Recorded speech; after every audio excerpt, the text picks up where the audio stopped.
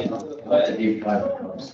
pledge allegiance to the flag of the United States of America and to the republic for which it stands, one nation, under God, indivisible, with liberty and justice for all. Let's do 5, 3, 1, check. Any speakers for tonight?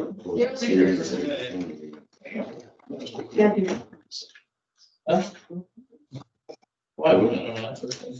Do they count? I think so. So we're all voting. I think if we have, virtual attendance, we have to do roll call.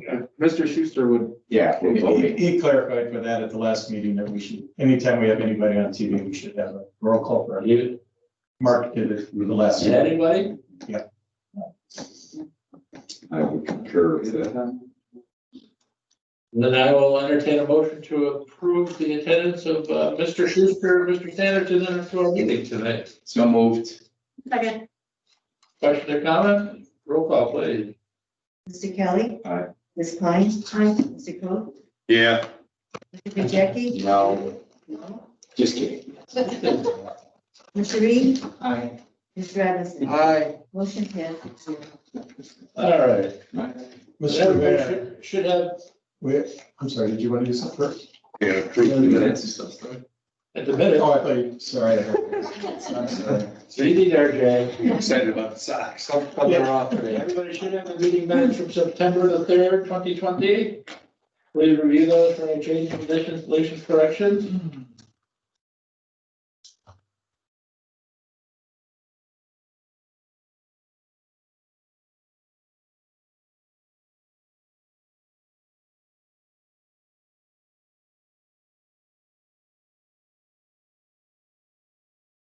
There are no changes. I'll entertain a motion to approve the minutes as presented. I have a change.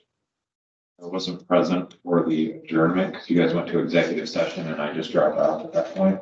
And it shows that I voted yes to adjourn. I need to be absent for that one. Oh, yeah, so. Mr. Kelly did not He quit. rejoin, so he was absent at that point. Just To adjourn the executive or the board meeting.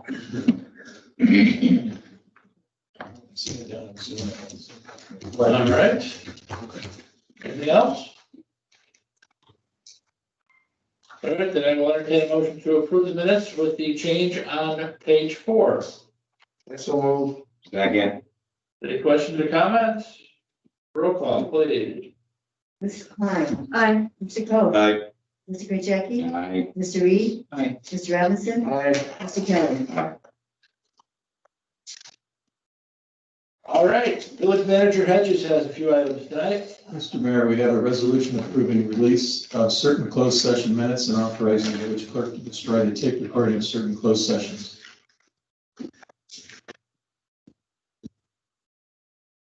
Any questions on the resolution? Do the minutes need to be attached within the packet when we're releasing them, or do they just get released onto the web, or how does that work?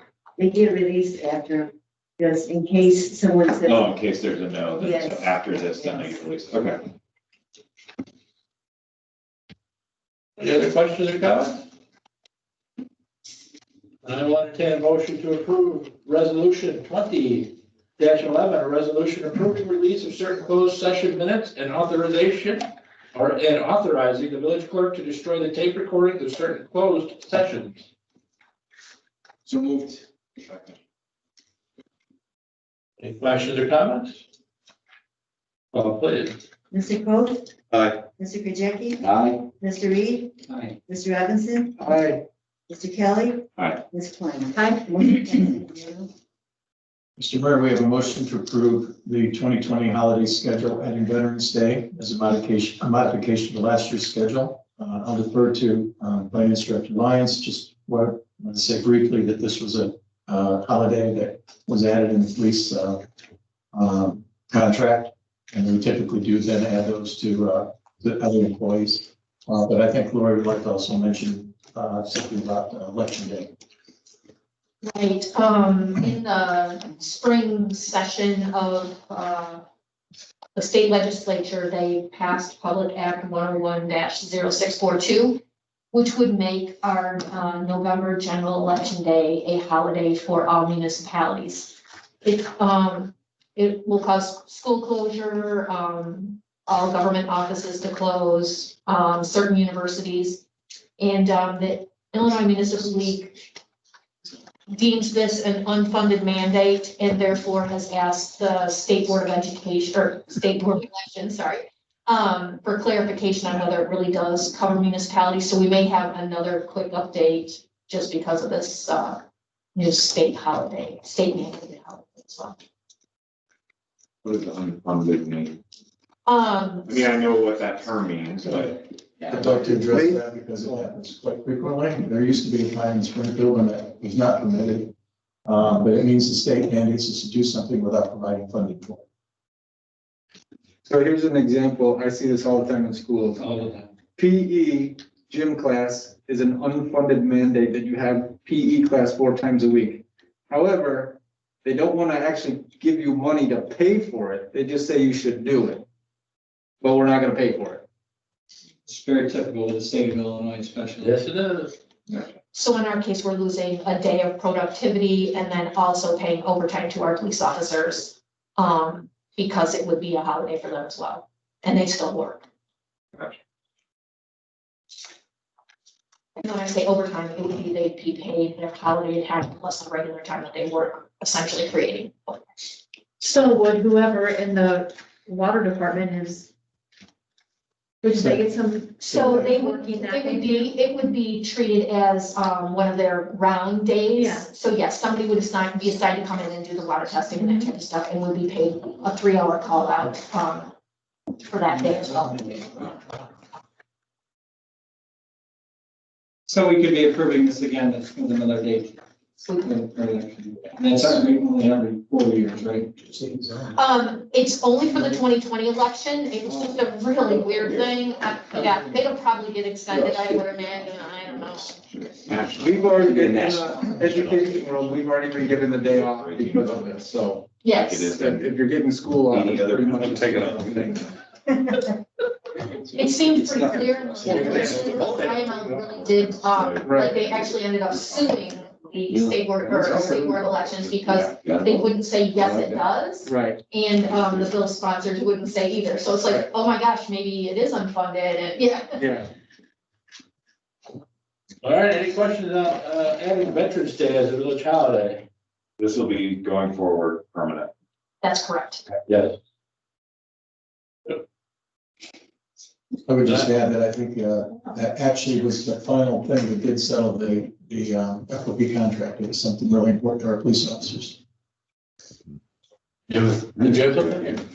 Looking over there makes me dizzy with all Yeah, I that. gotta call him, man, this is ridiculous. Busy. I literally wore a t-shirt all day. I know, that, it's hair. Right? All right, I will entertain a motion to approve updating the holiday schedule for 2020 to include Veterans Day as a village holiday. Or go ahead, second. First and second. Any questions or comments? Roll call, please. Mr. Gajeki, Aye. Mr. Reed, Aye. Mr. Robinson, Aye. Mr. Kelly, Ms. Klein. Aye. Motion passes unanimously.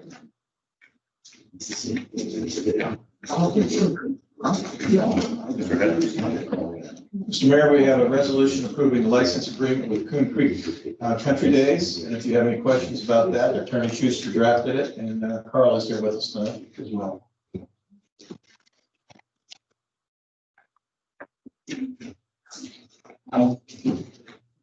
Why did we only do 3 years? I was just gonna ask that. I thought we were gonna do 5. Yeah, I thought. When Mr. Schuster emailed me, the first one was for 1 year, and then I said I'd like to have at least 3, Oh, so he drew it up for 3. I'm fine with that at this point. I thought we were looking to do, the last time, wasn't it 5? It was actually 4, Mike. So, okay, so it's 4 and now it's 3 and the next time we're gonna do it is 2? We could amend it and go 5.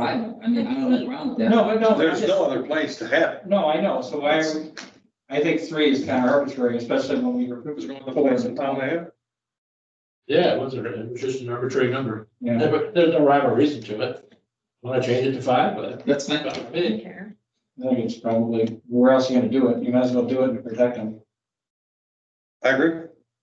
Do we foresee us using that land? Yeah, that would be the only question. Do we have, I mean, is there anything planned that we can possibly do in the next 5 years that it's not something like this would be a problem? I haven't said this publicly, but I've said it to most of you privately. I don't think that we'll be in a position to build a new village hall in the next 5 years. And we had talked here briefly about some things we could do to this building, to make it expandable, I should say. So that we can handle it, any growth in staff we have for the next 3 to 5 years. I think we can probably handle that. But if that were to happen, then I'm sure we could talk to Carl and figure something out. But I mean, just like, you know, we're gonna move the village, how many they could have the fest right here? Yeah. Sure we can. Especially upstairs. Upstairs, yeah. It's just a bear tent. There's tons of room Yes. upstairs. Actually, Oh, there's more to We the could have it on Celebration Way or whatever. yeah, festival block. Festival block. Festival block. there you go. I think we should It'd change be it. tough to get the carnival rides in there, but we can do it. Does the 8-day period, that accounts for setup and takedown? Yeah, and that's an arbitrarily date, Karen. I mean, So we you usually get give the it a week before that, even since that vacant lot, when we used to do it at Bruce Green, Park District was real strict on only giving us that 7 days, and we had to be out of there that Sunday night after the fest.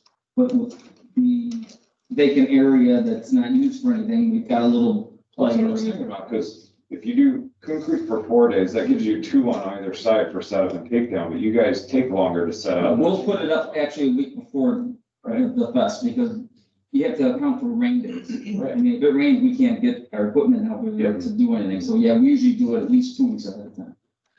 So what do you want, for a 3-week period? I mean, we're all cool with it, okay, but things could change. That's what it comes down to, right? Like you could get somebody in a group of people up here that don't want anything to do with Coon Creek, like we've had in the past. And then they'd hold you to the numbers that are in the agreement.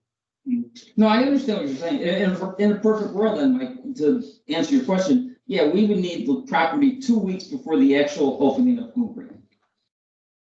So could we change it for an 8-day period to two weeks prior to the fest and a week after the fest? I mean, is it? I don't necessarily need a week after the fest. I know you guys pretty much clean out. Yeah, I need the 2 weeks before the fest. How do you word that? Just say for like you could say a 15-day or 21-day period of this date to this date. Well, because it changes every year. Well, I'm saying, that's what we did here with the 8 days, is they shifted it for each year. Why don't we just do 10 days prior and 10 days after? He wants 2 weeks. All right. You could do it 14 days prior to the opening day of the fest. That would probably be the best Yeah, but way. then you need time afterwards because you don't have all the fencing down and stuff and the carnival doesn't leave till right after. So how many days typically, how long does it take you to put around? We'll have everything evacuated. The carnival is gonna take it probably a day, so they're out of there probably by Monday night, Tuesday morning at the latest. The fence guys come Tuesday, probably take it down, so I would need at least 2 days after the fest. Well, 2 weeks in front. 2 weeks And and then, then 3 days after? Yeah, 1 week from the start. Yeah, oh, yeah, that's an idea. That'll work, that'll work. 3 weeks total, starting 2 weeks before the start of the fest. Did you say a 21-day period? Yeah. Starting 2 weeks ahead of the opening of the fest. That would help. Yeah. I don't think anybody's gonna say anything, but what if you get a bunch of people up here someday that doesn't want anything? No, you're right, you're right. I also I like how Ryan worded it and said 2 weeks start, that 21-day period starting from 2 weeks before the start of the fest, because God forbid something happens where you can't have it that first weekend because of whatever reason, and you decide you need to shift the date of Coon Creek. This locks you into dates you can't change from Coon Creek. and Coon Creek is all based on their dates when they book bands and book beer and book everything. So they cannot change the date. So, but just the point is that if you strip the dates out of the agreement period, it's predicated on the date of the fest of that current year. So whenever that is, that's when it starts. Then you don't have any dates. Right now, it's dictated what date's in there. That's why Aaron's saying it. So this way, no matter when the hell they do it, they can still have it. Right. Good point. Okay. Are you following all this, Mr. Schuster, for I changes? am 21 days total, 2 weeks before the start date and 1 week after the start date. All right. He's calling the Cleveland game right now. Just said that. Hey, you guys Yeah. should pick it on it, but I love it. We don't hear his pen, we don't hear his paper. Yeah, exactly. We can hear what he's saying. Mark, yes, that's correct. Okay. Look like Bob Euchre. Hey, I'm directing jet airplanes and while you guys aren't talking. Then on page 4, we need a new, you have a precise date on page 4 as the termination. I'm not sure in 2025 what the Sunday in August will be. So that will It'll change. be Thursday. Well, we'll say it'll, I'll fix that. It'll be 2020. You're going to do 5 years?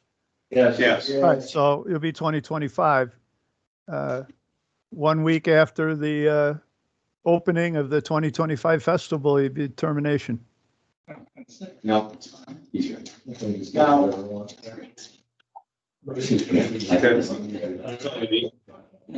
Does it have in here, and I'm reading through this, I read it once and I didn't see that if they needed additional time or something, as long as they have permission. Is that something that's always in an agreement, or is that just kind of?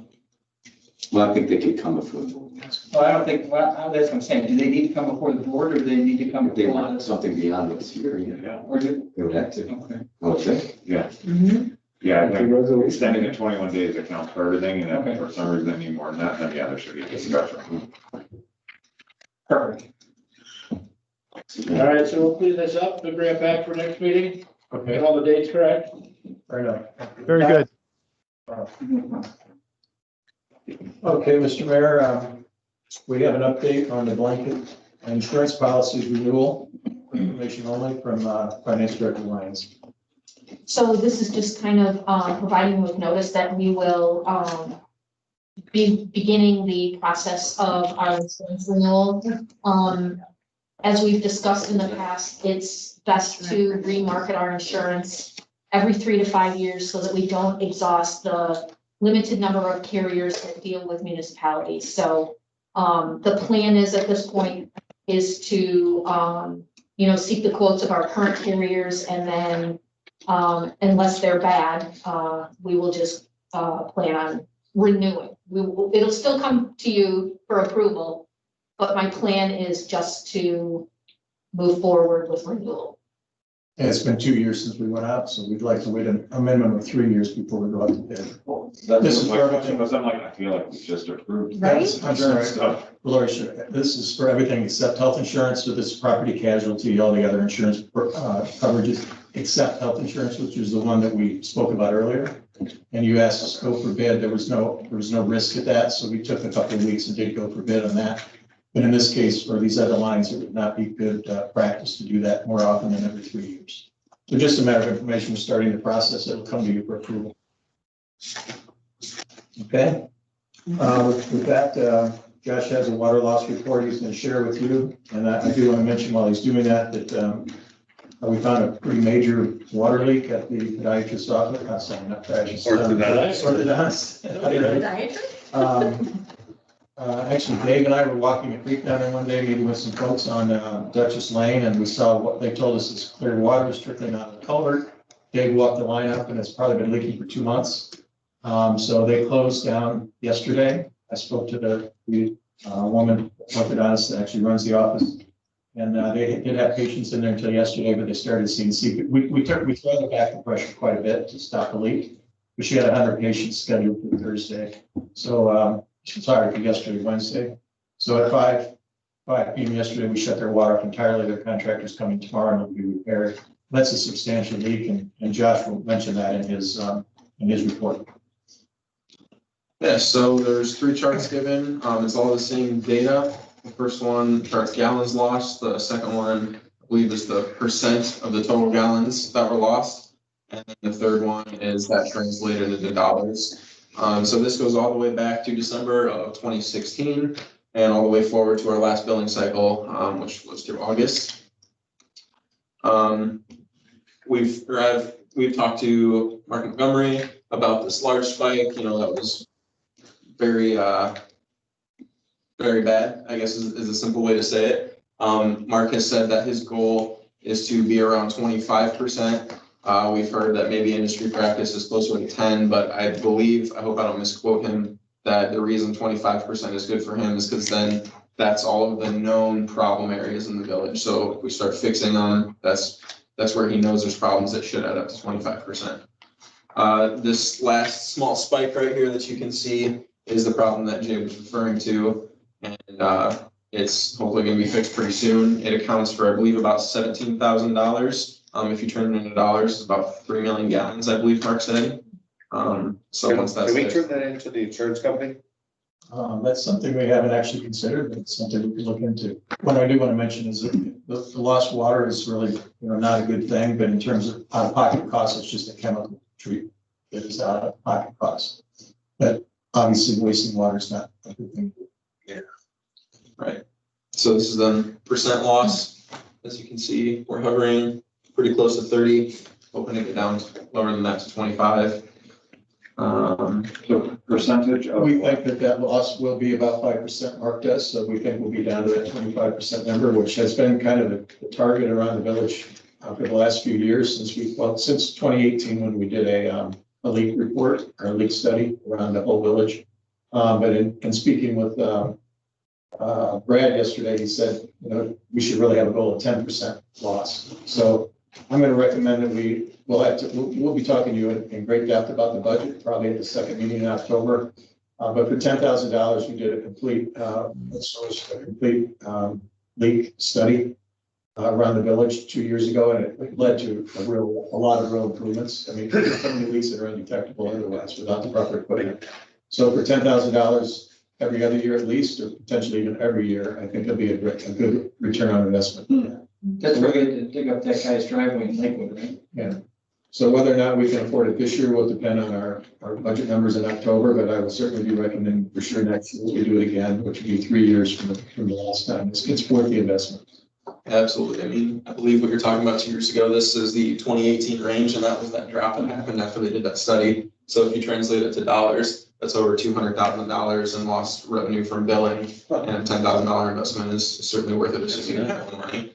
So, any questions? Yeah, I'm sorry, I need to back a step up and give a basic on this. How do we measure loss? Sure. And it's a percentage compared to what? Sure. So what we do is we take the gallons billed, compare that to the gallons treated. Pumped. Okay. Pumped. And so gallons billed are going to be less because there's loss. And that's how we come up with the gallons. And then the percent loss is how much was lost compared to the total gallons pumped. And that means there's something in our system that's leaking Right. water. It doesn't necessarily mean it's a residence issue. If it was a residential, it should be metered. Right.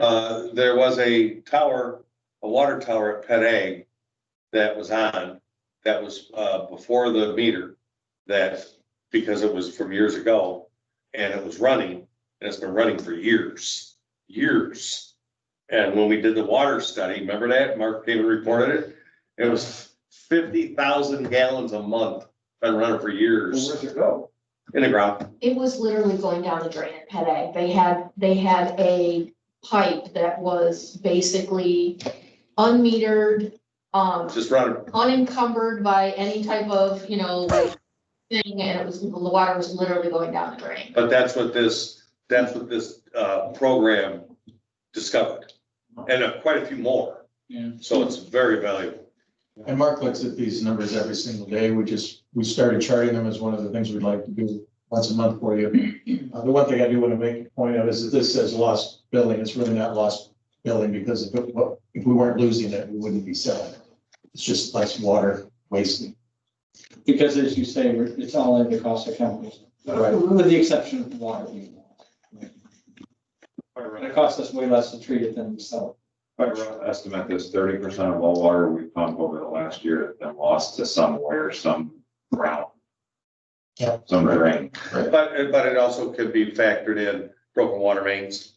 Absolutely. Because they'll run for a while before they spew up above ground where you can see them. Right. We've drained the Elm Street water tower twice because of the painting situation. That's, I think that tower is 500,000 gallons by itself. So you know, those types of things add to the water loss calculation.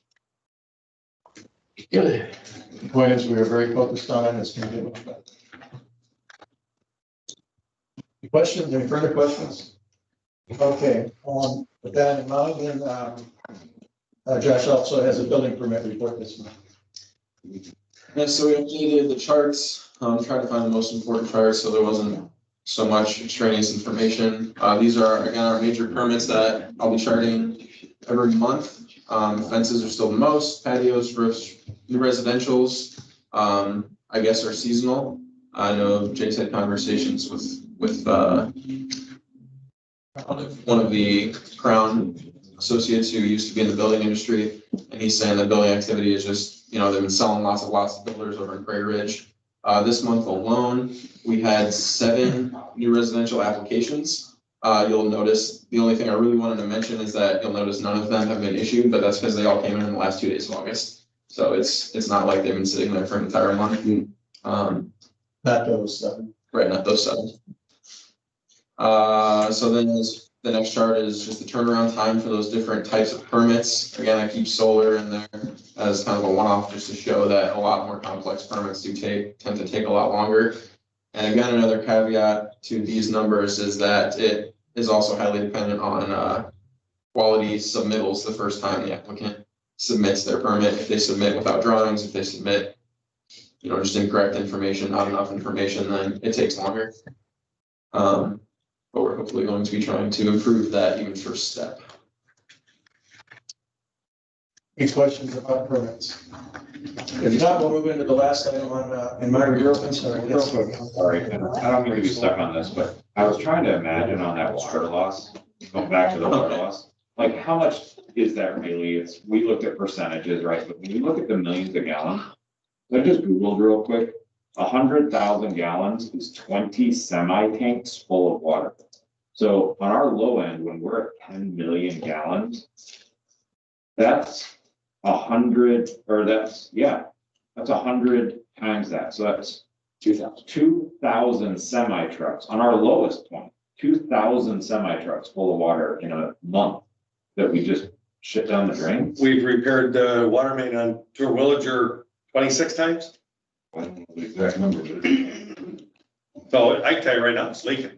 that's Somewhere it's leaking. We don't have. You don't repair a pipe 26 times. Yeah. I'm sorry, was that trustee Reed? We don't have a plan at this point. We don't have capital development plan to replace any of the water main. All we've been doing is fixing. So since you brought that up, let me just tell you that just yesterday we met and we are very close to having a 3-year road and infrastructure capital plan for you. At the staff level, we have the priorities, and I can tell you Terwilliger is right at the top. It's also the most expensive. It'll be about $800,000 in infrastructure and $200,000 in paving. But we're working on funding that, and I believe we'll have a plan before you in October that will allow us to fund that over the next 3 years, including some other priorities as well. So we're getting very close to having some of the big components of that capital plan. Sorry, I didn't mean to go back. I just, when I saw that, I was like, 2,000 semi trucks. And if you keep in mind that, like, this is the stuff that we track before anybody gets metered. So that's all us. Well, sorry. No further questions, then we were asking for a motion authorizing the village manager to negotiate an agreement with Safe Built Inc. for building department services. Mr. Mayor, would you like to entertain a motion first and then have discussion, or like? We're done with building permits now? Yeah. Really quick there. I can review the agenda supplement before you, any motions on the table. Let's talk about it first. This is obviously a big decision for us. It's something that we've been working on as staff for about 2 months now. And I'm just going to read the background because I think it speaks very well. And obviously Josh wrote it on behalf of the staff, but it says staff has evaluated. I'm sorry, before I do that, I do want to tell you that I want to introduce Steve Nero, who's the Director of Business Development for Safe Built, who's on with us. His picture will probably show up when he speaks, if you have any questions, and his associate, Keith Rooney, who will be our primary contact. They are on the line with us. Josh can see him, but you can't. So I will now read the background for this motion. Staff has been evaluating how effective outside services have been over recent months. An area of concern has been timeliness and communication between residents, village staff, and outside building services. Having implemented procedures to streamline processes, we continue to struggle to meet resident and developer expectations. A search of alternatives led us to SafeBuilt, a company that provides comprehensive building department services. Staff has conducted several meetings with representatives of SafeBuilt to understand the costs and benefits of transitioning from BNF to SafeBuilt. I'm just going to stop there, and if you have questions about other things, but I do want to make a couple of important points. We have a contract since 2009 with BNF Building Department Services.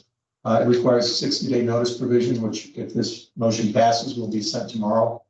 Some of the issues that we've had, I know some of you have had personal issues that you brought to my attention in the last few weeks, but I would say that I'm really pleased that we started 8 weeks ago, because frankly, at that time, we weren't having serious problems with delays. We were more concerned about BNF's inability to work with us when it came to remote access. They continue to come to the building 3 times a week. And if they didn't get work done here, it just didn't get done. But in the last 2 weeks, it's just really been shocking, frankly, the delays that we've seen. One of our contractors in town is doing a very expensive remodel right on State Street. He waited 4 weeks for a permit with no notification before he finally called me last Friday to ask questions about it. And just in the last week, it's just kind of continued to build. Thaddeus was with us for about 15 months and did a pretty good job here. But even then, during the pandemic, they just couldn't adapt to our new online applications and be more resident responsive and developer responsive. So we sought out other alternatives, and I can tell you that SafeBuilt not only has the technology available, but that it's technology that they're so proud of. They acquired the software company, which will become a module, an independent module here at Village Hall. It'll be a hosted solution, but all of our applications will go in that way electronically, except for the handful that may walk in the front desk, but we're certainly going to discourage that. We're trying to go 95% online, which is what SafeBuilt experiences now with most of their customers. And I can tell you that they do have very good references. Several of the communities that they work with are in the agenda supplement with communities like Morton Grove. They just recently did DuPage County, Schaumburg, so they're very experienced in communities like ours. And we've talked about all kinds of permits in 4 different hour-and-a-half to 2-hour conference calls to this point. So I feel very confident in their abilities, and believe that this will be a really good step in the right direction of upgrading the solution to our residents and to our developers, something that was very important when I was brought into the village, and this is the first one that I thought we should tackle. So with your approval, we'll be diving into this first thing tomorrow morning. So with that, if you would like for Steve to speak about this, he's welcome to if you'd like him to, but otherwise, be happy to answer your questions. Questions or comments? Yes, the question I got is, what happens if BNF just stops? Well, BNF just stops. First of all, the contract reads that everything they have in their possession is our possession, and will be our.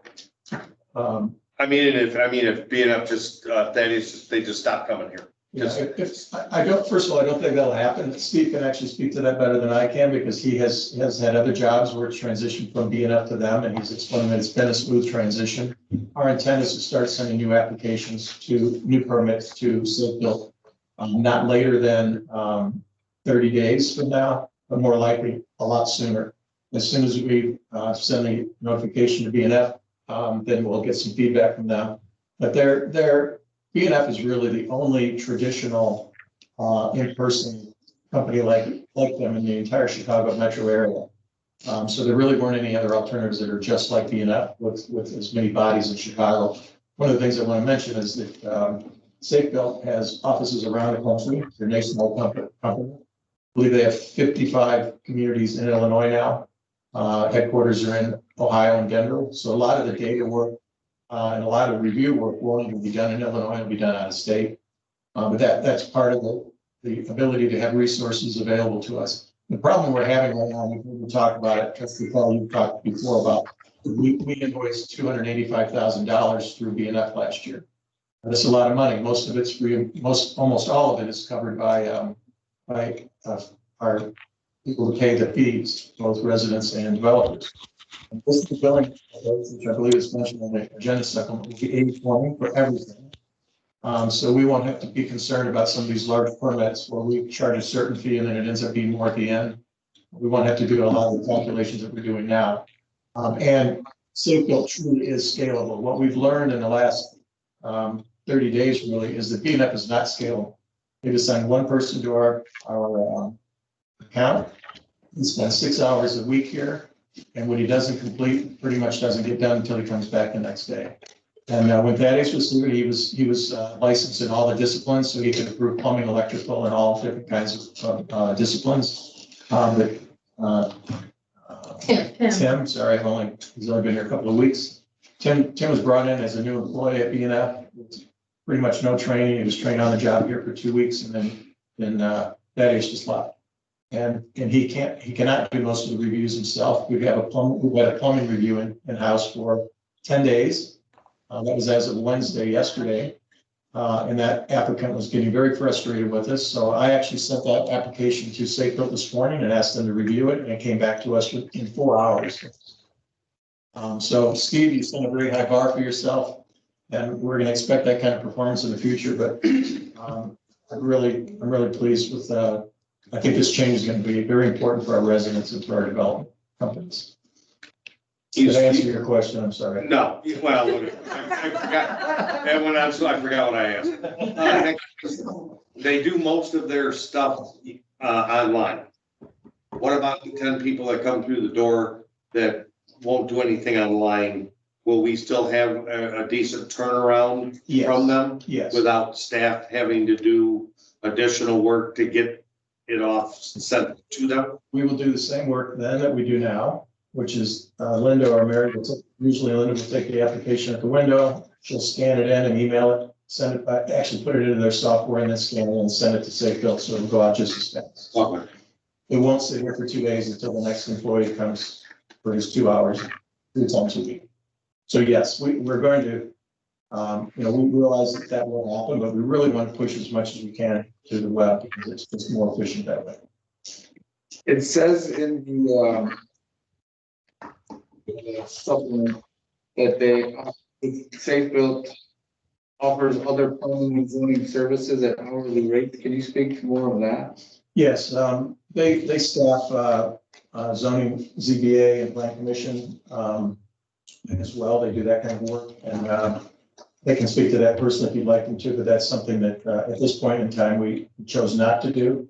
But that is something that we can consider in the future. Okay. One other thing I want to emphasize, because I think just a few weeks ago, I think Trustee Reed said we really need to go through our entire code. It's been a long time since we've done that. We have talked to Safe-Built about that, and that's a service that they provide. We could contract with them to go through it right away all at once, or we can just go through it over time. So I think when we spoke, Steve said that in the course of about a year, we should get through pretty much our entire code, and we can be confident that it'll be, our local code will be updated. Is it your belief that DNF is in breach of contract?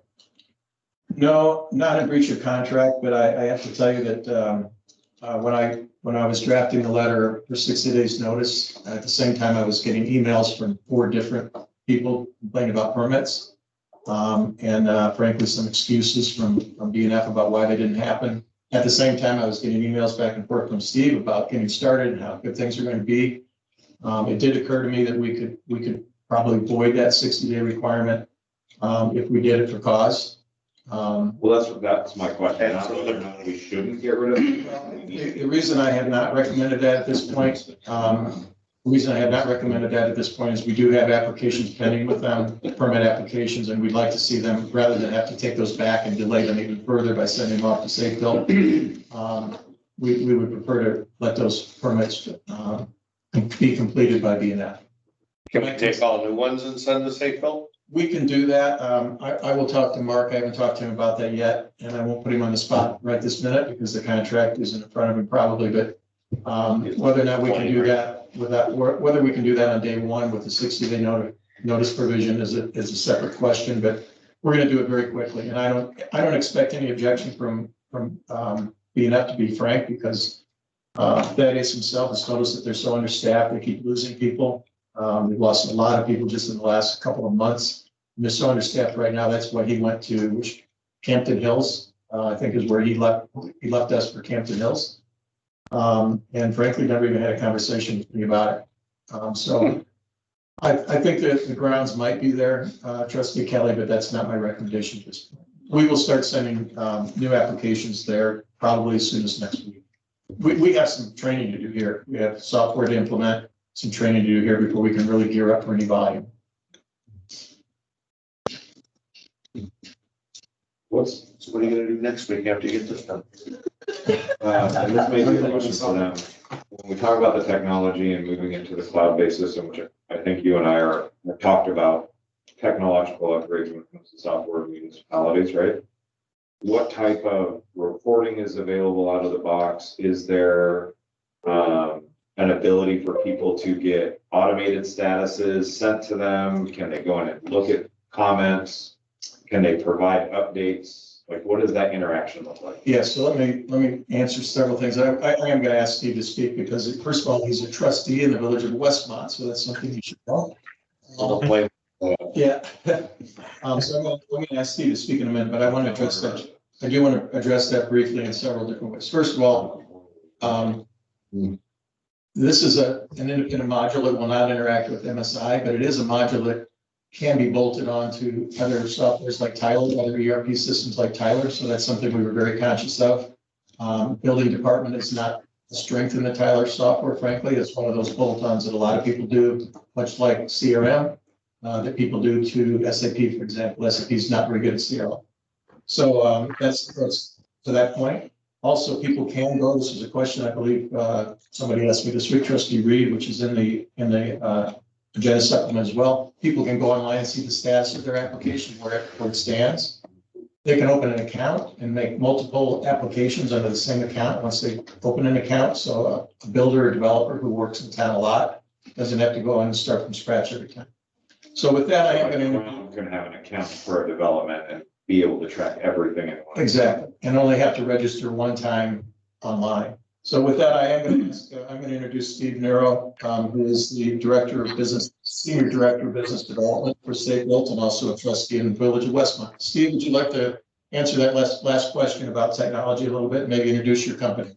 Absolutely. Well, good evening, and thank you, Village Board, for entertaining the idea tonight. And both Keith Rooney and I are really excited to partner, the potential to partner with the community, and all the things that have been mentioned are accurate. I can tell you specifically to your question on reporting, our system that is really an added value when you use our services. We're going to be integrating there fairly soon, hopefully.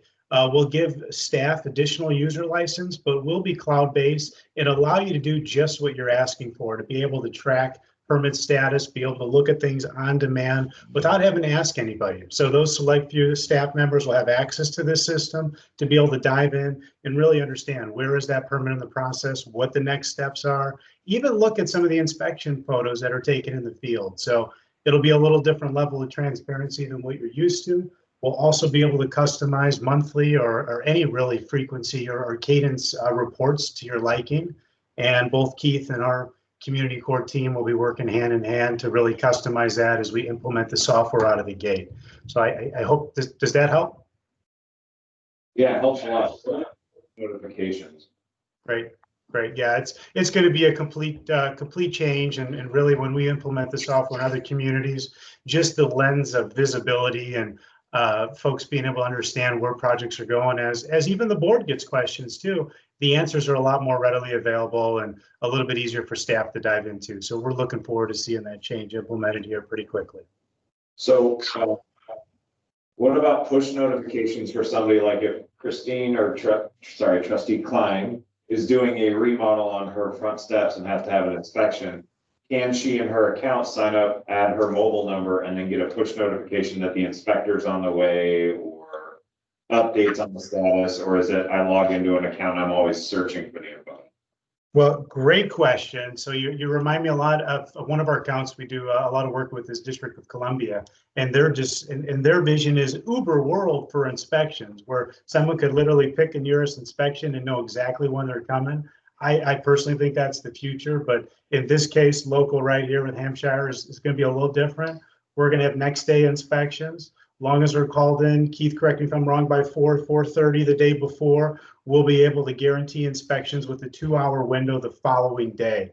So we're going to have, and Jay already alluded to it, just with our staff in the area. So although we don't do push notifications, and that's right now, but that may be in the future. And one of the advantages of working with the software and with us is, you know, there's a lot less bureaucracy with the software entity with Safe Build. So those types of changes and suggestions, you know, go right to the top and more often than not get implemented. So who knows, that may be something on the table. I will find out. But the reality is next day inspections, 2-hour window, accountability is going to be a lot better than what you've had. And the reality is we're surrounding you with clients already, where we just have about 40 or 50 full-time employees nearby in neighboring communities. So just the depth of personnel and Jay and I had a conversation earlier just about if things pop up on the fly, that's our biggest advantage is just the capacity and resources we'll be able to step up at a moment's notice. So no push notifications yet, but I think the next day inspections with a guaranteed window and scheduling, you'll see a little bit different, a little different experience. Keith, would you agree? I would agree, and I would add to that, Steve, that it's something we do for a number of our clients, and we would certainly be happy to do for you, would be as we set those inspections up on a daily basis, we'll ask the applicant to give us their phone number, and if they make a special request such as, can you call us before you come, or can you be here between a certain time, I have to get to work, we will put those notes in the inspection list and we'll ask the inspectors to contact your applicants, you know, to let them know that they're coming at a specific time. Once we've been there for a while, we also give out our cell phone numbers, and that means everyone's, from myself down to the inspectors and the plan reviewers. So if your applicants have questions during the plan review process or they're waiting for an inspection, many times they'll already have the inspector's cell phone number, and we encourage them to call it. We don't shy away from that. So we're about as available as a staff could possibly be. I have a couple of questions. As far as like your online portal, is that like a custom landing page with our logo and that kind of stuff, so the people of our village know that it's our stuff that they're logging into or giving their information to? Yeah, great question. Yeah, the answer is yes, it will be co-branded. And a lot of that will be in our implementation where we set up forms and where we put your logo. And but yeah, so it's co-branded, it's customized, and everything we use is obviously approved as needed. And we kind of cooperate with staff, bring a lot what we do in other communities that works out well, and make suggestions. And then we do a lot of working with the existing system in place too, to make sure we implement and get things going right away. So staff will receive a lot of suggestions from us, and then out of the gate, we'll be working with the existing system too. Yeah, contact information, is that kind of stuff, you know, if our residents create an online account with your system, is that kind of information like email addresses, stuff you'd share back with us so that we could use it for promotional materials or contact list for our needs? Absolutely. No, absolutely. We encourage it, as Keith alluded to, and quite frankly, in a lot of our communities, we'll host homeowners workshops. We'll, work with community style events like that, because from our perspective, it's a lot about education and making folks aware, understanding the process and helping them through things. So you'd be surprised doing a little homeowners workshop in a community. It really helps explain a lot of the processes, especially when you go from a paper system to something a little bit more electronic, remote based too. So we're all in from that perspective. We help market it and have all the documentation to help kind of guide folks and make sure they understand what they're working with. I think the question was a little different than that. So the question was, I know we will, as a village, have access to the applications, the status, the plans, the approvals. I think what Trustee Reed is asking is, would we be able to extract the account information like first name, last name, email address to put into an email marketing system. So let's say we've got 1,000 accounts for Hampshire residents because they submitted applications. Mhm. Would the village then have access to that email database? Oh. To take those emails and be able to communicate it out? Great question. No, I apologize for misunderstanding you. The short answer is yes, you own all the data. So although it's our software, it's the firm that Safe Built owns, the data is the village's, and we can export any component of that data at any point you'd like. So again, the short answer, if you wanted everybody's name and address on XYZ street, we could export that for you. And if that included email addresses in the permit application, that would be a part of that, not a problem. Now, is that information, well, if it's doing a permit application online, you need to have an email address, correct? It depends. You would assume yes, but there could be some circumstances where folks wouldn't provide one, but more often than not, yes. Is that something that we could require? I know we're getting into the. Sure. But we're having a problem growing our newsletter list. The answer is yes, and we've talked about this before. Okay. Their report writing is remarkable, including graphs and charts and all the things that the toys that Josh has been kind of creating because our current software doesn't do it. So yes, we can export any of that data directly into Excel. It's not difficult like MSI is. This is really lightweight. I want to be able to get a hold of people. And Yeah, so all the applications still come through here, right? Yeah, yes. So we would have them anyway. However, We'll have access to all of it. I want to level set. Data privacy rules and laws require that we need to make sure we either have opt-in information or we include it in the privacy considerations when people sign up for accounts.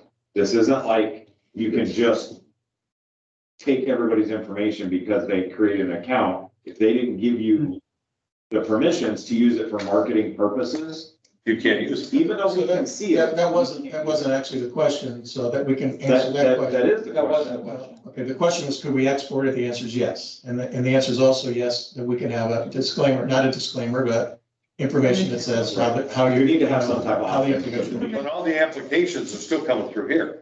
Right. So we're still gonna have all their names and addresses and No, emails. so The same will be true now that we're asking for email addresses on our current applications and our water bills and those sorts of things. We're gonna start asking for a lot more information from our residents and use it for that purpose. So I'm just saying, I live in this world, we have to be very cognizant that there are rules we need to follow. yeah, frankly, I think most of those rules are still in Europe. I don't think the US has adopted the kind of security rules that they have in Europe yet. I forgot the title.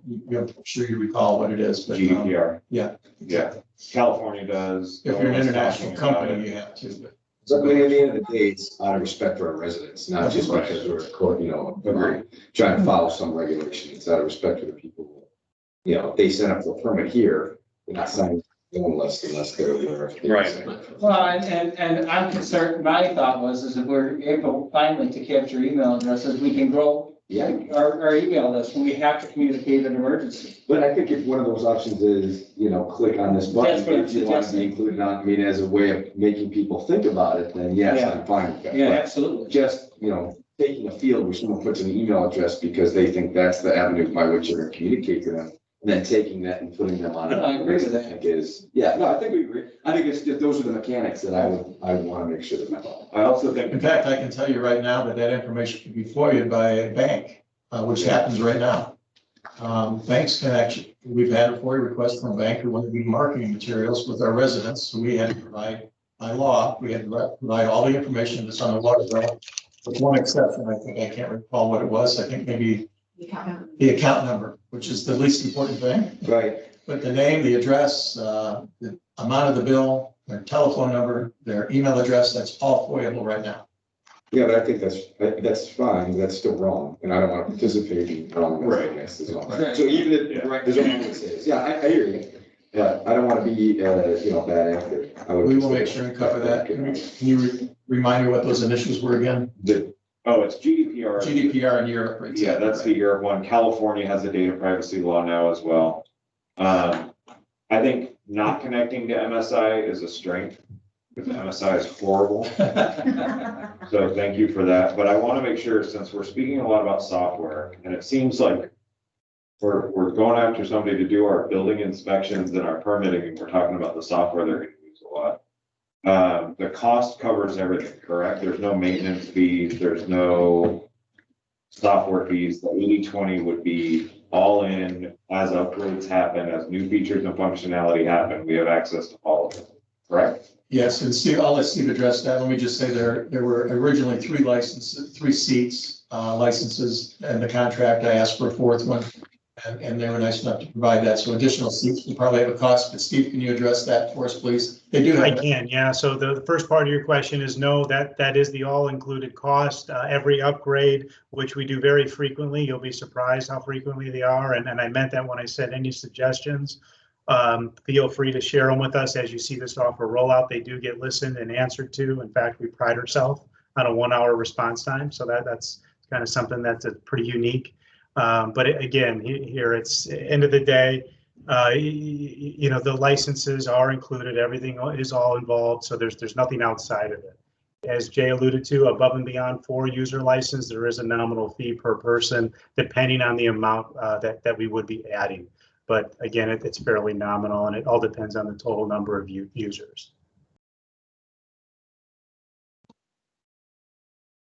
Does that help? Yeah, I just think about things like storage limitations, if you're treating it as Good question. Yeah. accounts as like a intranet, you get up to 5,000 accounts, or, you know, I was just looking at that type of stuff as well. No, good question. It came up in our multiple staff meetings, and no, it's an Amazon cloud-based system. There's no size limitations or capacity at this point. I think we joke maybe in 50 years we might have to, once there's so many developments and permits that are being stored. But no, the truth of the matter is right now we have no issues with that. Okay. This might be more of a question for you, Jay, but as you know, we're very much interested in the administrative adjudication process. Where does this at all play into any of that? Actually, I think Josh and I both participated in a administrative adjudications webinar today. Okay. And one of the things that we do have to be a little careful about, and Steve, we haven't talked about this directly, but there are some concerns as a non-home rule community about our authority to use administrative adjudication for the building department. And I didn't learn that until today. Actually, the Metro West attorney that some of you probably know, Metro West Council of Government, she was one of the 2 participants that put on this webinar today. And there are some limitations on what we can do through administrative adjudication. But yes, that's something that we're still moving forward. Do you work with that at all now, Steve? We haven't really talked about it, I don't think. We do, yeah. So in a lot of communities where the acting as the building official will be leaned on for whether it's expert testimony to be involved in the adjudication process, whatever that normal participation would be on a village staff level in the building department is what we'll participate in. And then above and beyond that, as we discussed, if we got into code enforcement and some other ancillary services. But Keith, anything to add from that? No, I think you covered it all, Steve. From a code enforcement standpoint, if we are contracted to do that and adjudication is part of that service, we'll supply you with expert witnesses or testimony, whatever you need in that respect. The legalities of it, I honestly can't speak to. It sounds like Jay, you and Josh right now know more about it than I do.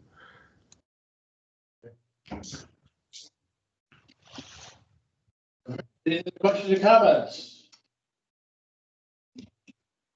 All right. Then I will entertain a motion to authorize the village manager to negotiate an agreement with Safe Built Inc. for building department services. I'll make your move. Any questions or comments? Mr. Robinson, Yes. Mr. Kelly, Aye. Ms. Klein. Aye. Mr. Coe. Aye. Mr. Krajewski. Aye. Mr. Reed. Aye. Motion passed 6-0. Thank you. This is probably the most important thing we've done since we passed the budget, so thank you very much. With that, I believe I finished my report, Mr. Mayor. You guys are free to go. You don't have to stick around till the end. Go watch the Sox win. Thank you very much for your time. He's taking notes for Westmont. Thank you, everybody. Take care. Good night. That's That's right. Business Development Commission report. We had a meeting on last Wednesday, the 9th, here in Village Hall. We had a presentation by A5, correct? Which went phenomenal. Basically, they just asked a lot of questions and did a lot of listening. We had great participation from all the members. And that was pretty much what we did. We're don't have a lot of facade activity right now. It's pretty quiet. So we're, that's what we talked about. Not much else going on. Obviously, we're putting out the next Hampshire's very own article on Moffitt physical therapy. Should be coming out this month. And we haven't sent it to me yet. Not because I missed the last. Jeannie has not sent it to me, so, but you will. But outside that, we're excited. I don't know, Jay, can you share, I had asked you at the meeting, but maybe here, where we're at in the application for the CDBG funds down in Springfield? Do you have any update other than what you shared? Only that it has been acknowledged as received, and we're expecting it to be several months before we hear anything. Hear anything? Okay. And the deadline though still is the 31st of December. Yes. Yeah, but outside of that, I did speak to I think I mentioned this 2 weeks ago. I spoke to the deputy director and he said they're really backlogged, but we were hoping to have something back within about 45 days, but he doesn't expect that to happen. well, everyone's probably waiting to the last They second. normally don't get their work when there's going. We've had 19 months to submit it. I'm sure everyone's probably, all 66 communities are coming in. But they all were trying to figure out what, it's not surprising. Well, from the beginning, our goal was September 1st, and we didn't meet that goal. So. Yep, we did. But outside of that, Mayor, no other report. Finance has a couple of items. Yep. So we have some reimbursements. The total of $2,482.35 to be paid on or before September 23rd, 2020. Any questions? Any questions? Then I will entertain a motion to approve accounts payable number 1 in the amount of $2,482.35. So moved. Second. Wow, there's a lot of participation there, Madam Clerk. Questions or comments? Roll call, please. Mr. Reed, Yes. Mr. Gajeki, Yes. Mr. Coe, Aye. Ms. Klein, Aye. Mr. Kelly, Aye. Mr. Robinson. Aye. Motion passed 6-0. Then our regular accounts payable, $115,309.90. Any questions? I have a comment. So remember when we talked about, trying to find the page. Remember when we talked about the $500 that I had to pay for the variance and every resident have to pay when they want a variance? If you Yeah. look at Mark Schuster's fee, to do my variance was $599. So I don't think that me having to pay $500 was out of line. It didn't even cover the cost of what it cost the village to give me a variance. That doesn't include paying the zoning board to be here. And the, Court reporter. yeah, that person, She was here for about a minute and a half. right? So the fees kind of are what they are. That was my only comment. Yep, that's good. Any other questions or comments? Then I will entertain a motion to approve account payable number 2 in the amount of $115,309.90. So moved. Second. Any further questions or comments? Roll call, please. Mr. Coe, Aye. Mr. Gajeki, Aye. Mr. Reed, Aye. Mr. Robinson, Aye. Mr. Kelly, Aye. Ms. Klein. Aye. Motion passed 6-0. Public relations. Feel like sensitive. Done. No, I got noticed. What are we up to? This year? 74. 74. This month. I like the new sign up on, I like The that. thermometer? The thermometer, The thermometer, yeah. we're gonna go out there, we get to 75, we're gonna raise the red. Post. Have we thought the old signs, the ones that we used to have down on State? What do you think about putting those down on Jake going to Tuscany? I asked Dave to do that, I thought he had, so he hasn't done it yet. I'll make sure. Today, no. He's been pretty busy. Are you really gonna push that on the social media, Chris, in the next coming weeks? Trustee Kelly said that he had a whole bag of tricks up his sleeve. So It's time to a couple of things. roll There will be the. posts starting tonight as well as 2 to 3 a week until the end of September, which is only 2.5 weeks. Right. The other thing I want to bring up is, and I asked, and you were gonna have a call with them beforehand.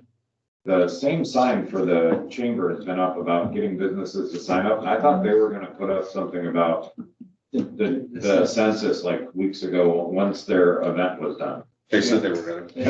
Actually, what I recall is that we talked about this thermometer and Jeannie said, I don't want to go out there and change it every day. And I don't think we ever really asked her to put anything up, but I will talk to her tomorrow. I thought we had said something about the sign. Yeah, we said something about the sign and then she was supposed to call this afternoon. Wasn't Jeannie here? Yeah, she was. Yeah. She said that she put something out there. Yeah, she said whatever we wanted about the census, we would put up You just after. said she didn't want to be changing the number every day. Yeah, that's what she said. I don't know that anybody ever told her what we wanted to put up there.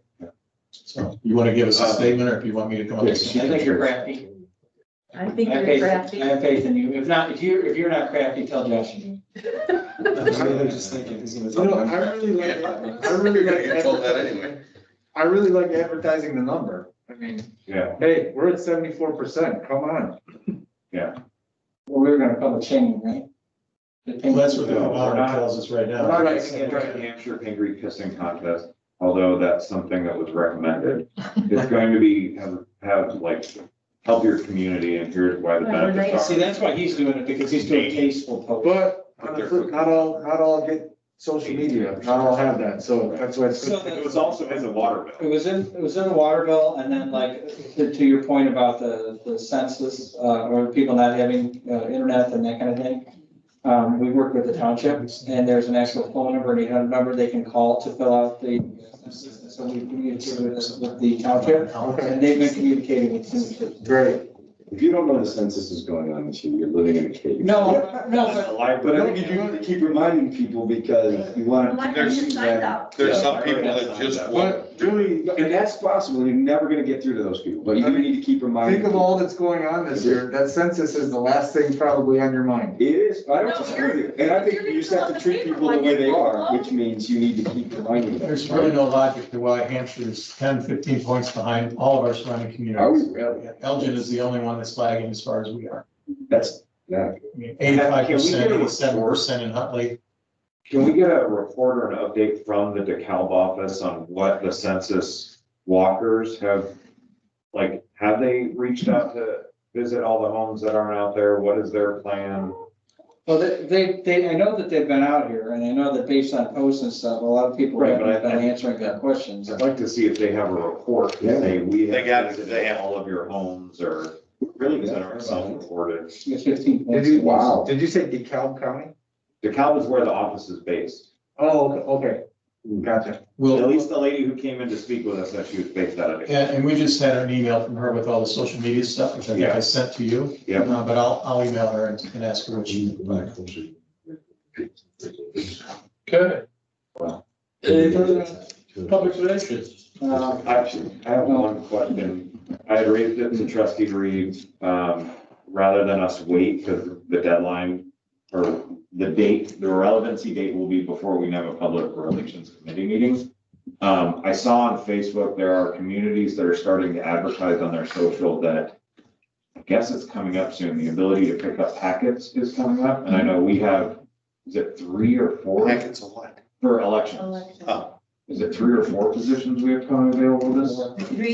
Three for trustees, one for mayor. Okay. And it's gonna be, I already have it out there. Second. I Yeah, already so- put that out there. Okay, so that from our village social media accounts, should we also post on? I've seen other villages and cities doing it, so that's why I wanted to ask, because I think they get released before we would be able to have a PR committee and then come back and recommend it to the board. I can give him the immediate release. No, give it to him. Okay. When are the packets supposed to be? September 22nd. And when does the census end?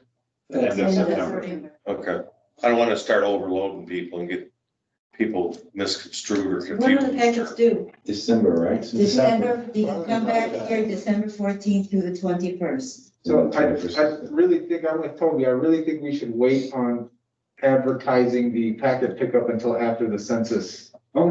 Just to not overload, as he said. And we're for sure not- What's 4 days? Are we for sure they're not extending the date right now? No, we don't know. There've been rumors about October 31st, but it hasn't happened yet, to my knowledge. I think it was, He's a math teacher. 25th or 24th or something like that. There's some kind of ruling, wasn't there? I think the last thing was stricken down, that it's, Oh, okay. everybody assumed it was going to October, the end of October, and then I think that was stricken down. Well, you don't want it to be lost. Yeah, well, and I think. I just wanted to raise, because I don't think any governmental body in the village has ever done that before, because I know that's usually one of the big questions. I don't know what I need to do if I'm interested, or except for any of us that could rerun. Well, if you don't know what to do and you haven't looked into it, you really not want it. Pick up the phone and call the village clerk, I think everybody would know to do that, but we'll No, but I think the point is, I think it's good, is we should sort of seek cast a wider net, and, you may get someone who, I wasn't thinking about it for the first 15 years of living here until someone approached me and asked me the question, hey, is it something you would think about doing?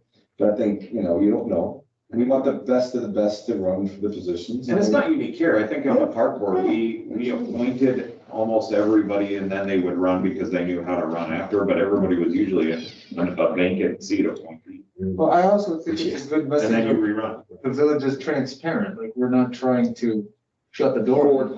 Not just to seek whoever, what, just pure transparency. Yes. We want all involved. The one involved. Okay. But it's probably still gonna be the same, whatever, 80-20. I'm not saying I don't want to serve with y'all. I'm just Y'all. transparency. You're not up for election, man. That's why I'm saying. You're gonna be That's why I wanted to bring it up.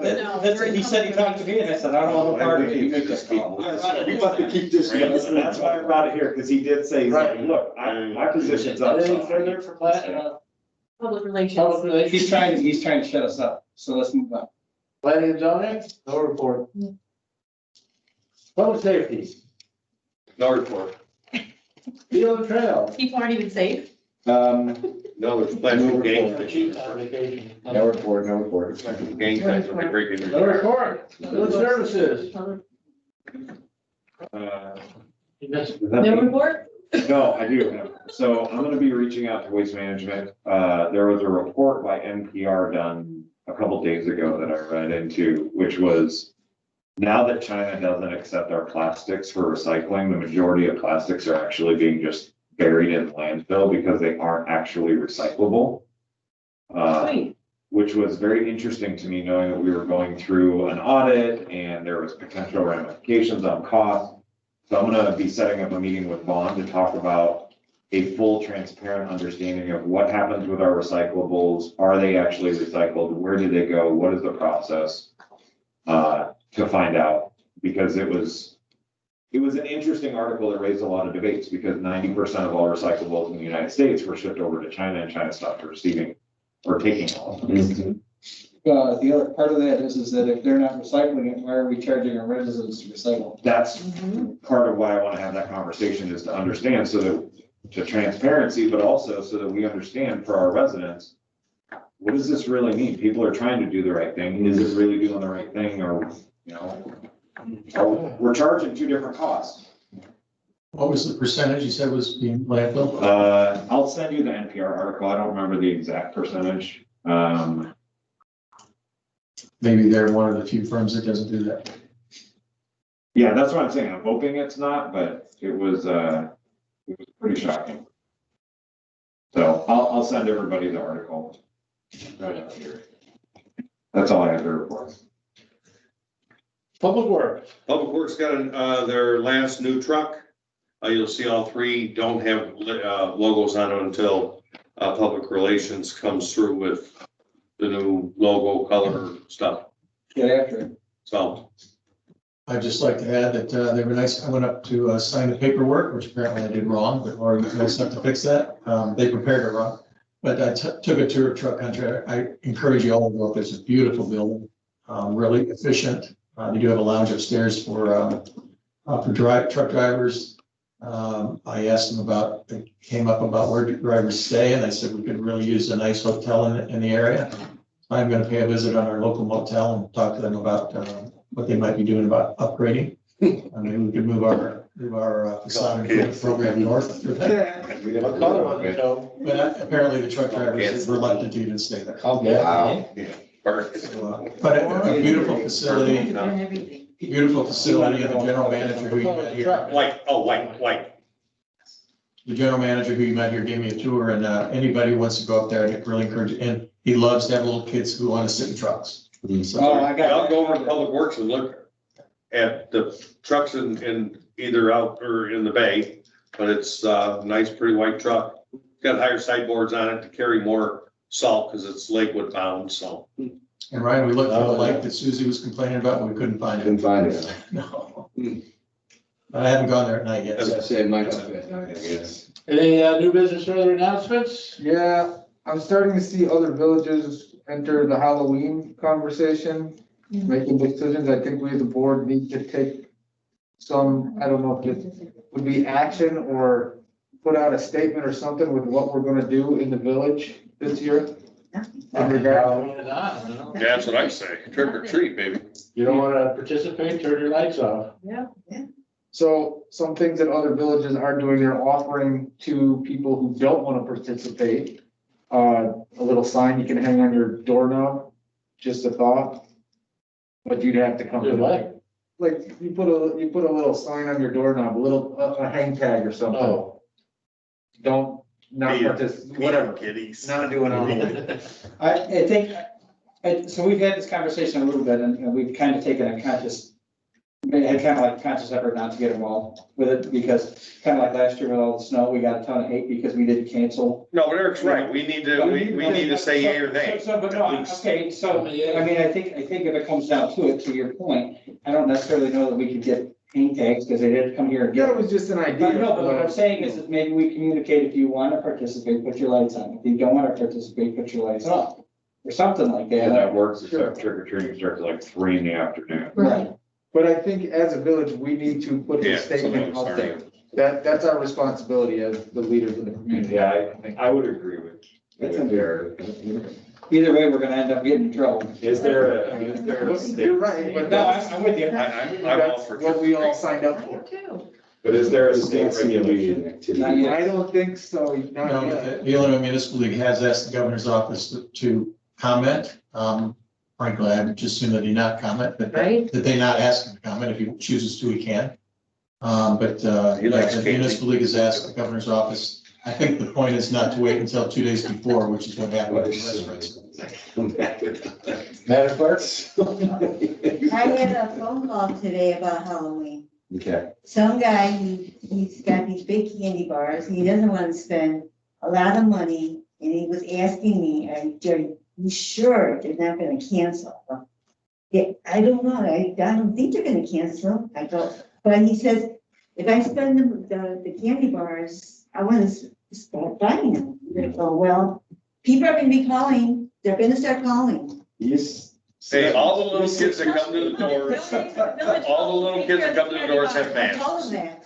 Most of the time, the real little ones are too little to even hold their bucket up, so the parent does it.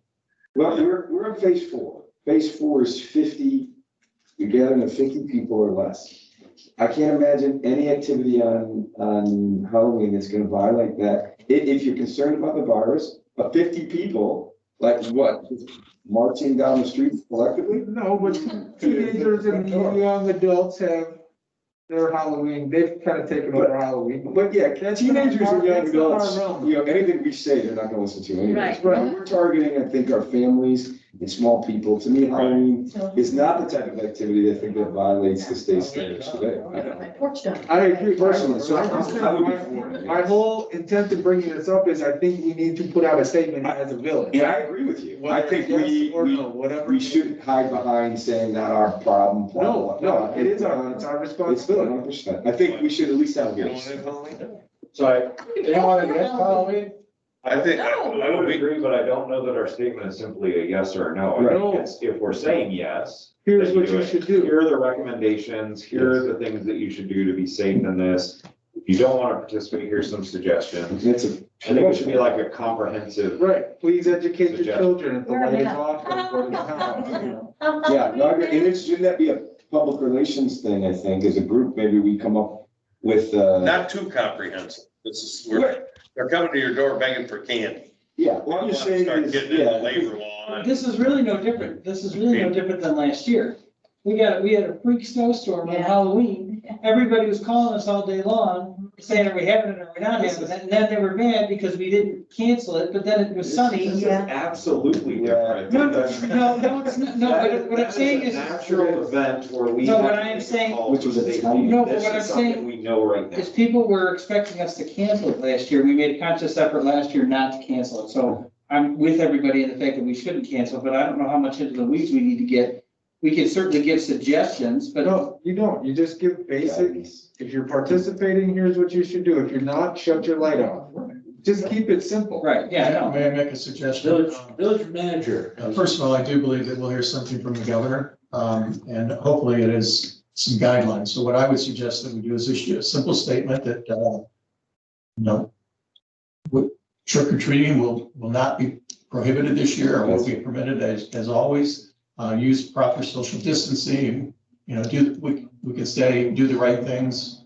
I'm not gonna list them all right now, but social distancing, wear a mask, do all the right things. Right, that's what I'm talking about. Just something very simple. And I'm sure the governor put out a very specific set of things that we could just copy and paste. I'm thinking, I'm Almost guaranteed. honestly, I'm thinking that we should hold out making any type of statement until the governor Yeah. does, because you know he's going Every to. day. That's why the municipal league has asked him to make a statement so that we don't all make statements and then he kind of comes in and overrules us somehow. And keep in mind that of all the governor's executive orders, we have not enforced any of them aggressively, even unaggressively. We've let residents and businesses interpret them for themselves and assisted them in executing what they want to do. I say we put it on the agenda, in 2 weeks, whether we hear from that guy in Springfield or It not. doesn't need to be, I don't really feel it needs to be on the agenda. We all agree that it needs to be, that it is gonna happen. We're not changing. And we're not changing it, so we're gonna put out a post. It's just a matter of when.